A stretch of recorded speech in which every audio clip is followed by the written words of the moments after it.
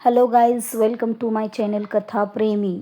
अद्विया माफियाचे निषिद्ध प्रेम भाग 36. अद्वैतच्या बाहूंमध्ये येताच सियाचे अस्तित्व जणू तिथेच थांबल्यासारखे झाले. तिच्या कमरेवर अद्वैतच्या बोटांची पकड आणि मानेच्या मागे त्याच्या उष्ण श्वासांचा स्पर्श सियाला थरथरण्यास भाग पाडत होता. अद्वैतने आधी तिच्या ओठांचा हलकासा घोट घेतला आणि नंतर गहिराईत उतरत गेला. सियाच्या मागे झुकलेल्या मानेवर अद्वैताची पकड तिला अजूनच जवळ खेचत होती. जणू 1 इंच अंतर असणे सुद्धा त्याच्यासाठी गुन्हा असावा. सियाच्या पापण्यांमध्ये दिसणारे आश्चर्य हळूहळू वितळून प्रेमात बदलू लागले. तिचे हात जे आधी अद्वैताला दूर ढकलत होते, तिच्या पापण्यांमध्ये दिसणारे आश्चर्य हळूहळू वितळून प्रेमात बदलू लागले. तिचे हात जे आधी अद्वैताला दूर ढकलण्यास उठले होते, ते आता नकळतपणे त्याच्या खांद्यावर टेकले होते. बोटे त्याच्या शर्टच्या कपड्यात रुतू लागली. अद्वैत त्या किसला अजूनच गहिरा करतो. तिच्या ओठांच्या मऊपणावर आपली तहान शमवताना कधी तिला चाखायचा, कधी थांबवायचा, तर कधी आपल्या हिशोबाने फिरवून घ्यायचा. सियाचे श्वास वेगवान झाले होते. तिच्या छातीचे चढउतार अद्वैतला वेड लावत होते.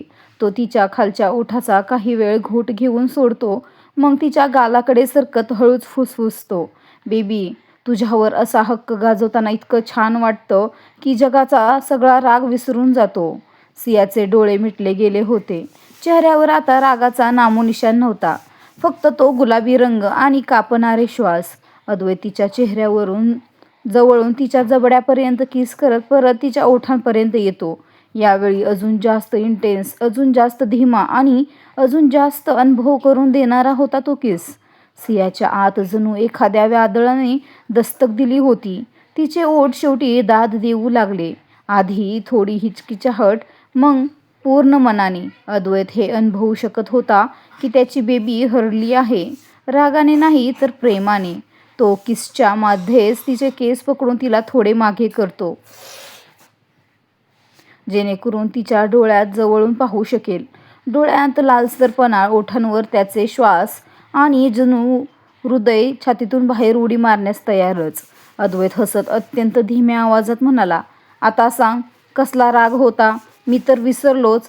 सियाने झटक्यात आपले डोळे खाली केले आणि हाफतच म्हणाली, तुम्ही फसवणूक करताय. आधी भांडता आणि मग अद्वैत पुन्हा तिच्या ओठांवर झुकून म्हणाला, मग प्रेम करतो बेबी. हीच माझी चूक आहे आणि हेच तर तुला आवडतं. यावेळी सियाने स्वतः त्याचा कॉलर पकडून त्याला खाली खेचले.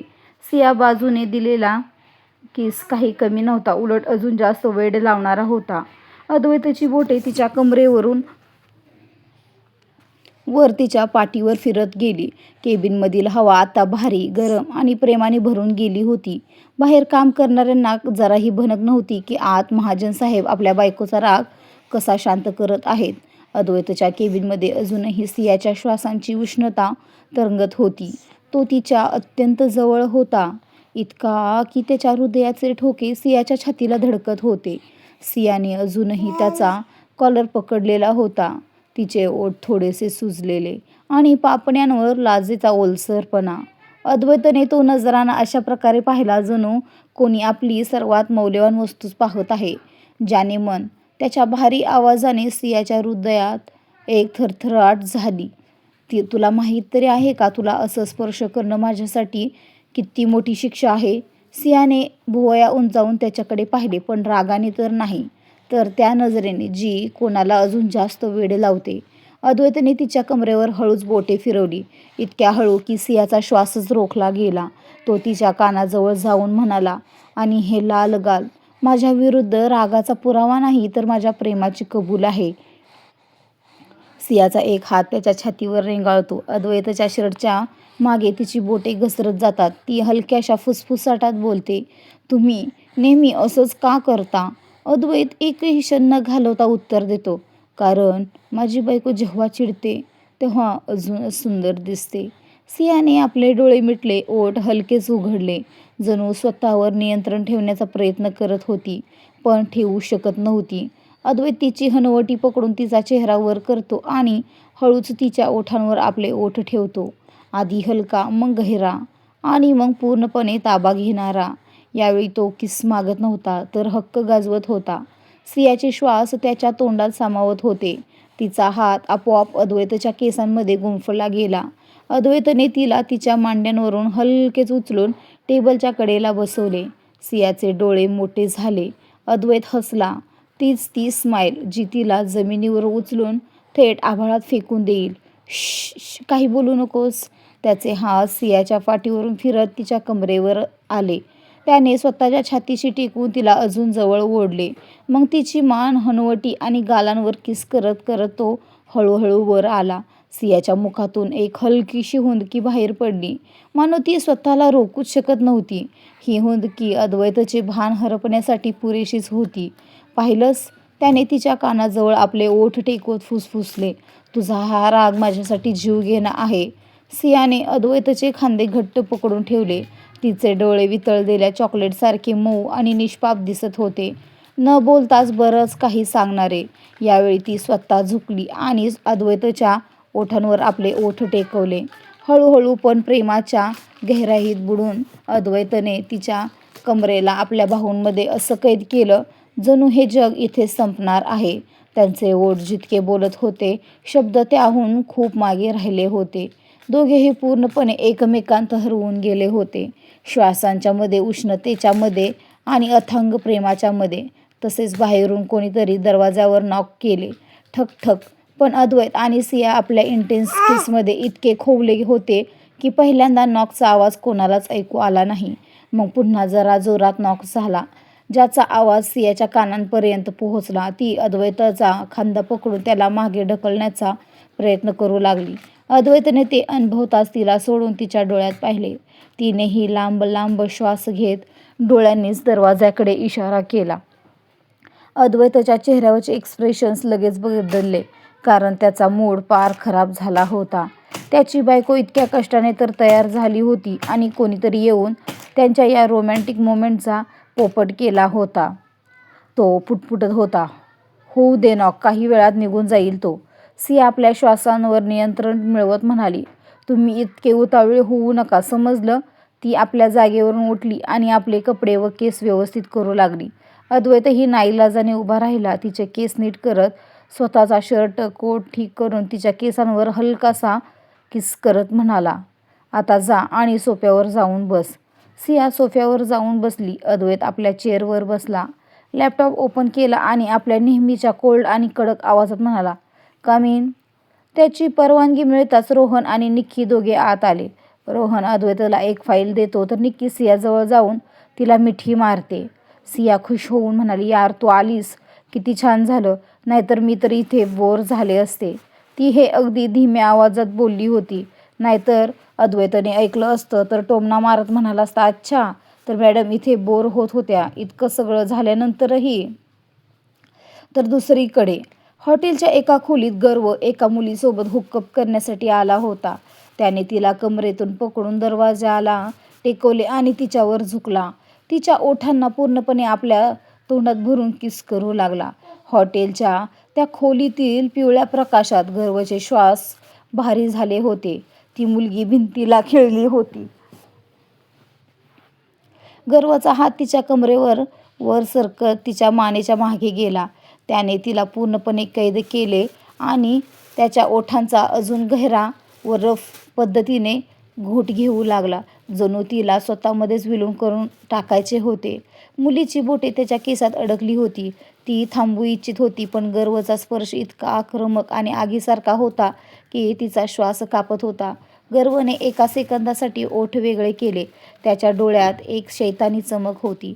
त्याने आपल्या अंगठ्याने तिचा खालचा ओठ ओढत हलकासा चावा घेतला आणि भारी आवाजात म्हणाला, डोंट स्टॉप, अजून तर फक्त सुरुवात झाली आहे.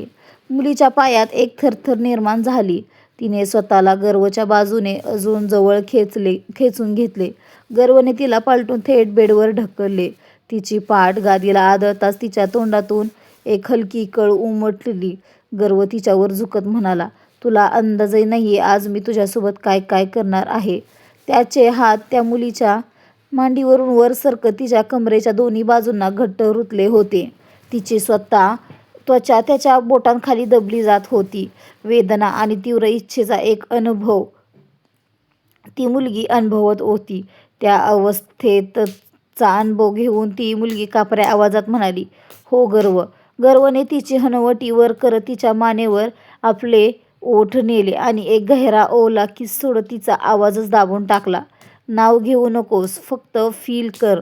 त्याच्या दाढीचे घर्षण तिच्या त्वचेवर जळजळ निर्माण करत होते. एक अशी जळजळ जी थांबवण्यासाठी नाही तर अजून वाढवण्यासाठीची चिथावणी देत होती.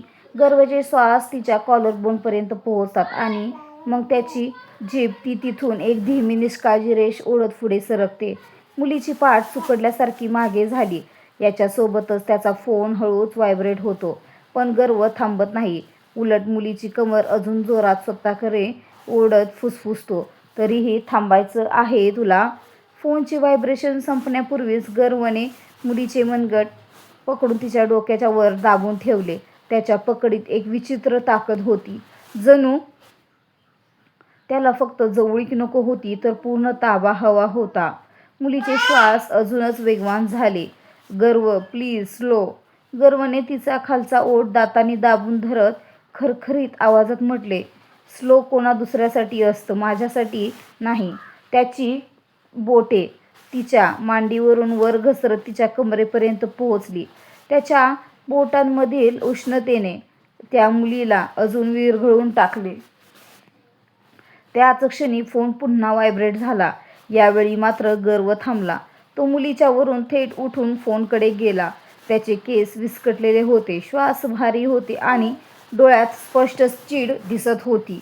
त्याने फोन उचलून स्क्रीन पाहिली. Call from Rohan. गर्वच्या जबड्याची नस स्पष्ट फुगली होती. तो हसला नाही, फक्त कोरडा एक ह असा आवाज त्याच्या मुखातून निघाला. गर्वने फोन सायलेंट करून बाजूला ठेवला. ती मुलगी उठली आणि गर्वजवळ येऊन त्याच्या शर्टची कॉलर ढिली करू लागली. काय फरक पडतो, आता मी आहे ना इथे. गर्वचे हसू यावेळी खरे नव्हते, तर कडू होते. हो, आता तू आहेस, उद्या दुसरी कोणी असेल आणि हाच तर फरक पडतो. ती मुलगी हलकासा झटका बसल्यासारखी मागे झाली. तिला अपेक्षाच नव्हती की गर्व असं काही बोलेल, पण गर्वने न थांबता तिची हनुवटी पकडून थेट तिच्या डोळ्यात पाहिले. Don't get attached. त्याचा सूर गरम नव्हता, तर एकदम थंड, कोल्ड, धोकादायक कोल्ड होता. त्या मुलीच्या ओठावरचे हसूच गायब झाले, पण तिच्या डोळ्यात एक आव्हान चमकले. आणि तुझ्याशी कोण अटॅच होते? तू तर फक्त एक मज्जा आहेस. गर्वचे डोळे एका क्षणासाठी खिळले. त्याने त्या मुलीला अचानक स्वतःकडे खेचले. यावेळी किस नाही, एक गहिरा श्वास तिच्या गळ्यात सोडत तो म्हणाला, गुड, हेच हवं होतं, फक्त मज्जा, एन्जॉय. तो त्या मुलीसोबत अत्यंत तीव्रतेने, हार्डली इंटिमेट जवळ येऊ लागतो, ज्यामुळे खोलीत त्या मुलीच्या किंचाळ्या आणि आहांचे आवाज घुमू लागतात. तर दुसरीकडे कंपनीमध्ये सिया आणि निक्की आज दोघीही गप्पांचा फड रंगवून बसल्या होत्या अद्वैतच्या केबिनमध्ये. आणि अद्वैत एका मीटिंगसाठी कॉन्फरन्स रूममध्ये गेला होता. सिया निक्कीला म्हणाली, यार तू एक काम कर ना, तो रोहन आहे ना, तू त्याला पटवून घे, म्हणजे आपण दोघी नेहमी एकत्र राहू शकू. रोहनला पटवण्याची गोष्ट ऐकताच निक्की शॉक होऊन फक्त पाहतच राहिली. सियाने निक्कीचा हात पकडून म्हटले, यार तू माझं एवढं ऐक ना. निक्कीने तिला विचारले, कुठलं काम यार? तू रोहनला पटवून घे, तो खूप चांगला मुलगा आहे, तुला खूप खुश ठेवेल. निक्की तर रोहनचे नाव ऐकूनच डोळे मोठे करून तिच्याकडे पाहत राहिली. तिने कधी स्वप्नातही विचार केला नव्हता की सिया तिला असं काही करायला सांगेल. निक्की काही बोलत नाही हे पाहून सिया तिचा हात हलवत म्हणाली, यार तू ऐकतेस की नाही, मी तुला काय सांगते. निक्की आपल्या धक्क्यातून बाहेर येत म्हणाली, यार तुला काय झाले, तू तर अशा गोष्टी कधीच करत नव्हतीस. सियाने तोंड वेडेवाकडे करत म्हटले, कारण यात माझा फायदा आहे, तू नेहमी माझ्यासोबत राहशील म्हणूनच सांगते. सांग ना, तुला रोहन आवडतो ना? जर तू त्याच्याशी बोलू शकत नसशील तर मी आहे ना, मी बोलेन त्याच्याशी. निक्कीच्या चेहऱ्याचा रंग हळूहळू बदलू लागला होता. ती आपला हात सोडवत चेहरा दुसरीकडे फिरवून म्हणाली, अशी कोणतीच गोष्ट नाहीये, तू माझ्याशी अशा गप्पा मारू नकोस. सियाने डोळे मिटकवत तिच्या समोर येऊन म्हटले, अरे मॅडम, तुम्ही माझ्यापासून लपवू शकता, पण स्वतःच्या डोळ्यापासून नाही.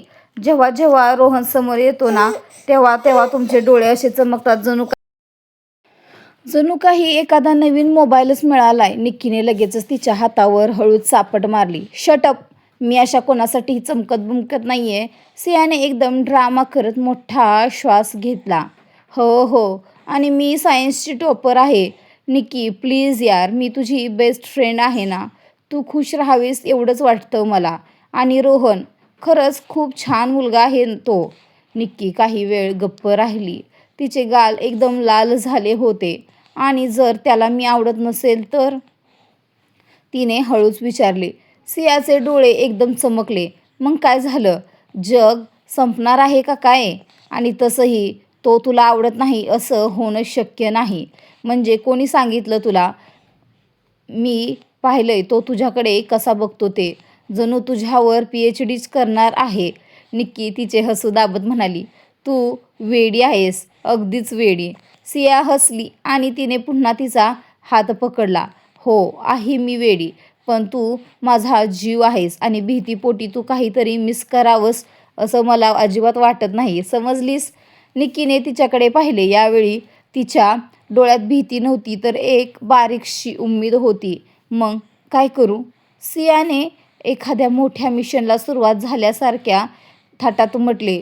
आधी तर त्याच्याशी बोलायला सुरुवात कर, एखाद्या सामान्य माणसासारखी. हाय रोहन म्हटल्याने काही जग बुडणार नाही. निक्कीने पुन्हा चेहरा फिरवला. आणि जर त्याने उत्तरच दिलं नाही तर? सियाने आपले खांदे उडवले. मग मी आहे ना, मीच घेईन त्याची क्लास. दोघी एकमेकींकडे बघून मोठ्याने हसल्या. हसल्यानंतर खोलीत एक क्षण शांतता पसरली. आणि त्यानंतर निक्की हळूच म्हणाली, थँक्यू यार, तू नेहमीच माझा विचार करतेस. सियाने लगेच मूड बदलला. हो, कारण जर तुझं लग्न बिग्न होऊन तू निघून गेलीस तर मी एकटी पडेन ना. तू जाणार कुठे शेवटी? मी जाणार कुठे ना. निक्कीने हसत तिच्या हातावर हलकी चापट मारली. कुठेच नाही जाणार, पण आधी तू हे मिशन रोहन प्रिपरेशन बंद कर. सियाने डोळा मारत म्हटले. मग मिशन सुरू करायचं का नाही? दोघी पुन्हा हसू लागल्या. इतक्यात अद्वैत आणि रोहन केबिनच्या बाहेर येऊन थांबले. त्यांची मीटिंग संपली होती. रोहनने हळूच दरवाजाची मूठ फिरवली आणि दरवाजा किंचितसा उघडला. आतला खदखदून हसण्याचा आवाज बाहेर आला. ते एक बेफिकीर आणि मजेदार हसू होतं, जे फक्त निक्की आणि सियाचंच असू शकत होतं. अद्वैतने एक भुवई उंच करत रोहनकडे पाहिलं. काय चाललंय आत? एवढा काय आनंद चालू आहे? रोहनने खांदे उडवले. मला काय माहीत, कदाचित कोणाची तरी चुगली करत असतील. अद्वैतने एकदम गंभीरपणे त्याच्याकडे बघत म्हटले. अरे, चुगली तर आपली सुद्धा असू शकते. रोहनने नकळत आत डोकावण्याचा प्रयत्न केला. त्याच्या डोळ्यात थोडी उत्सुकता होती आणि थोडी भीतीसुद्धा. की पकडले जाऊ तर? अद्वैतने हळूच दरवाजा अजून थोडासा उघडला. आता दोघीही आत स्पष्ट पाहू शकत होते. सिया सोफ्यावर पाय दुमडून बसली होती आणि हसता हसता खाली वागत होती. तर निक्की पाण्याची बाटली पाठीमागे लपवून हसू दाबण्याचा अयशस्वी प्रयत्न करत होती. अद्वैतने हात छातीशी बांधत उभे राहून म्हटले, वा, खूपच मज्जा चालली इथे. एका सेकंदात दोन्ही मुलींचे हसू गायब झाले. निक्कीने बाटली खाली ठेवली आणि डोळे मोठे केले, जणू कोणीतरी रंगेहात पकडलेच आहे. सियाने ताबडतोब विषय फिरवत म्हटले, नाही, तुम्ही दोघे इथे गुपचूप काय जासूसी करत होता का? अद्वैतने नेहमीच्या कोरड्या स्वरात उत्तर दिले, जासूसी तर नाही, माहिती गोळा करत होतो. फरक समजून घे. रोहनने फक्त एक हलकी मुस्कान दिली. त्याची नजर नकळत निक्कीवर जाऊन अडकली. निक्कीने लगेच नजर हटवून फाईल्समध्ये डोके घातले, जणू ती जगातील सर्वात महत्त्वाची फाईल वाचत असावी. सियाने रोहनकडे बघून भुवया उंचावल्या. तुम्हाला काय माहिती हवी होती मिस्टर रोहन? रोहन थोडा अडखडत म्हणाला, काही नाही मॅम. बॉसने बघायला सांगितले की तुमच्या दोघांचे हसू कोणाच्या किमतीवर चालले आहे. सियाने लगेच निक्कीकडे बघून एक खोडकर स्माईल दिली. निक्कीने डोळ्यांनीच तिला गप्प बसण्याचा इशारा केला. काही बोलू नकोस. अद्वैत आता पूर्ण मजेच्या मूडमध्ये होता. चला तुम्ही आता आत येऊ शकता की अजून मुलींची सिक्रेट क्लबची मीटिंग चालली, सियाने हात हलवत म्हटले. या या या. पुढे काय होतंय जाणून घेण्यासाठी आपला चॅनल सबस्क्राईब करा, बेल आयकॉन प्रेस करा आणि कथा कशी वाटते हे कमेंटमध्ये सांगायला विसरू नका. भेटू लवकरच एका नवीन भागासह. तोपर्यंत बाय.